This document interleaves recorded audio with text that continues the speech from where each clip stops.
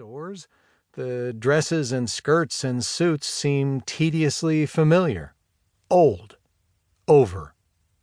Ken Downing, the fashion director of Neiman Marcus, said recently that he was showing a client a hot-off-the-delivery van $11,000 embroidered jacket, only to have her wrinkle her nose and say, "But don't you have anything new?" It arrived the day before, he said, but it had been online since October. The law of unintended consequences. Social media is the laxative of the fashion system, said Scott Galloway, the founder and chairman of the digital consultancy L2.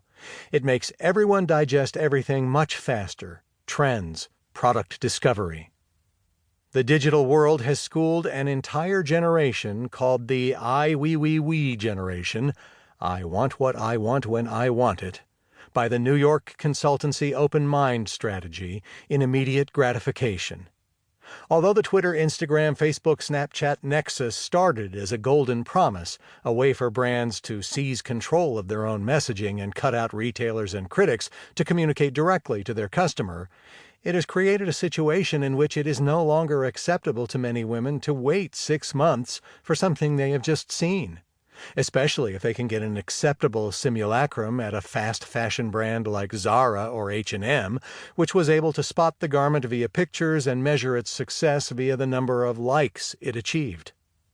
And this has been confused further by the back-and-forth promotion of what is shown on the runway, products for next season, versus what is in stores, products from the current season, and exacerbated by the rise of pre-collection marketing in between. In the past, we used to see a dramatic spike of sales when the collection was delivered to stores. That trend is no longer really the case, said Paolo Riva, CEO of DVF.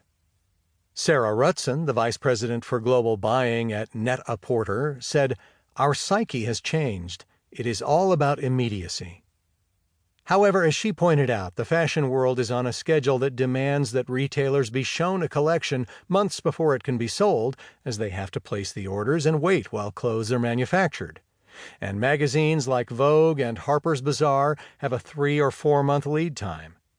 Fashion Week has traditionally served as the fulcrum for this, and Fashion Week has developed a set of stakeholders that have nothing to do with fashion per se, but that are heavily invested in its continuity.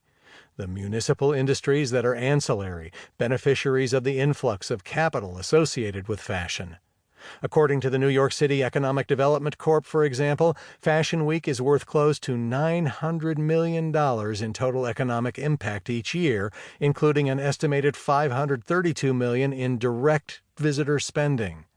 Its impact is similar on the other 3 Fashion Week cities, London, Milan, and Paris.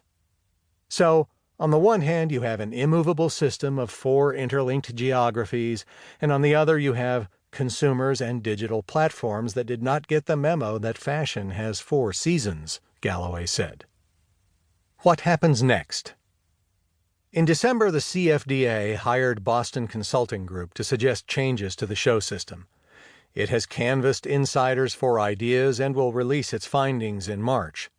But as Malcolm Carfrae, the global head of communications for Ralph Lauren, pointed out, whatever the company finds, it won't work without the buy-in of the entire Fashion Week universe, especially the European brands. Takun Panichgul, whose clothes are often worn by Michelle Obama, has stepped off the New York schedule, having sold a majority of his brand to Bright Fame Fashion and having decided to reinvent himself as a see now, buy now brand, as did the Bill Blass brand before him. Rebecca Minkoff is working in real time and will show her spring collection this week. Fall will be shown by appointment. In London, Matthew Williamson has also abandoned the official schedule and is turning to a direct-consumer model. Thomas Tate, a former winner of the LVMH Prize for Young Designers, swapped a show for a presentation. Tom Ford, who has been a part of London Fashion Week for the last few years, began experimenting with different options when he took his Fall 2015 show to Los Angeles during Oscar Week. Though he originally said he would do small presentations in New York next week, he recently announced that he would follow Burberry and show both menswear and womenswear together in September, the day the clothes are available in stores.